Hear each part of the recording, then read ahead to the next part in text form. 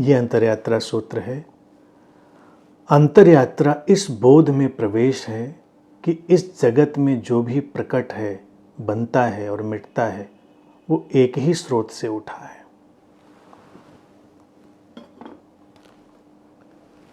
अंतरयात्रा के ये सूत्र बहुत ही सरल हैं और बहुत ही गहरे हैं।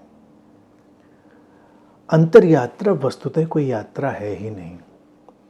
सारी यात्राओं का बंद होना ये हम जानते ही हैं, और मूल रूप में ये एक बोध है, प्रज्ञा है। हम कुछ जानते हैं, कुछ समझते हैं। अब ये सूत्र कह रहा है कि जो प्रकट है, जो बनता है, जो मिटता है, वो सब एक ही स्रोत से उठा है। इस बोध में प्रवेश करना है।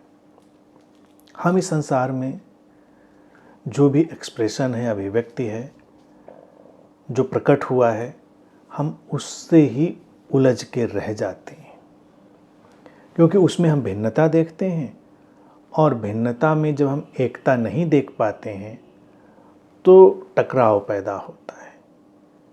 मानवीय जीवन इसी टकराव से भरा हुआ है। अगर हम ये अंतर्दृष्टि समझ पाएँ, जो भारतीय दर्शन की गहनतम अंतर्दृष्टि है कि एक ही स्रोत से, एक ही चैतन्य से, एक ही ब्रह्म से पूरा संसार प्रकट हुआ है, तो फिर हम उलझना बंद कर देते हैं। हम एक गहरे स्वीकार से भर जाते हैं कि ठीक है, अलग अलग भिन्न भिन्न अभिव्यक्तियाँ हैं, जो है जैसा है। विपरीत भी जो दिखाई देता है वो एक अर्थ में एक ही है। यानी दो सिरे जो बिल्कुल अलग अलग दिखाई देते हैं, अगर उनको हम खोजते हुए जाएंगे तो एक ही स्रोत में जाकर मिल जाएंगे। ये विपरीतता व्यावहारिक उपयोगिता के लिए हो सकती है, तो विपरीतताओं से भी फिर हम संघर्ष नहीं पालते। विपरीतताएं आएंगी, विपरीत विचार आ सकते हैं, विपरीत भाव आ सकते हैं, विपरीत परिस्थितियां आ सकती हैं। अब हमारे लिए यह है कि हमको जिस ढंग से बहना है, जिस ढंग से जाना है, हम वैसे चले जाते हैं, वैसे बह जाते हैं।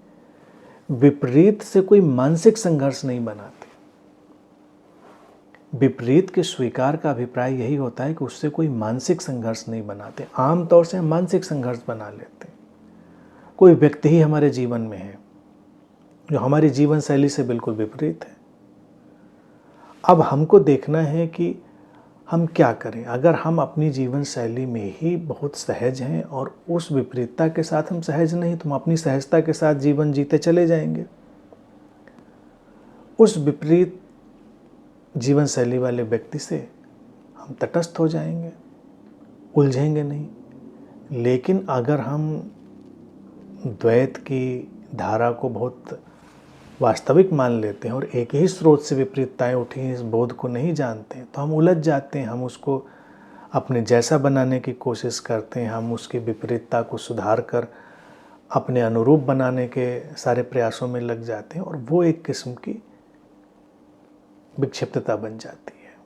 तो उसमें नहीं पड़ना है। तो ये बोध बड़ा आवश्यक है। और जो बनता है, मिटता है, वो भी एक ही स्रोत से है, एक ही स्रोत से उठा है, उसी में प्रकट हुआ, बना और मिटकर उसी में लीन हो गया।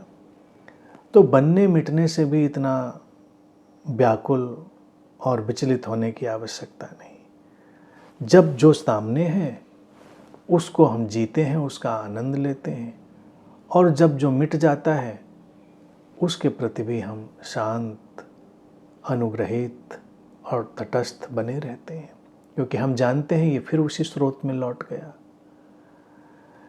हम रोज़ जागते हैं, रोज़ सोते हैं, तो हम देखें क्या होता है, वही तो पूरे जीवन पर फैला देना है। हम कभी भी अपनी ना नींद से विचलित हैं, ना अपने जागरण से विचलित हैं। जागरण है तो हम जागरण का आनंद लेते हैं। निद्रा है, जब हमारा जागृत पूरा जगत खो गया होता है तो हम निद्रा में हैं, और जब जागरण में आए तो निद्रा का पूरा जगत खो गया। लेकिन हम इससे बिल्कुल भी परेशान नहीं, क्योंकि हम जानते हैं एक ही जीवन से ये सब उठ रहा है, सोना जागना, तो एक ही स्रोत से बनना मिटना सब उठ रहा है।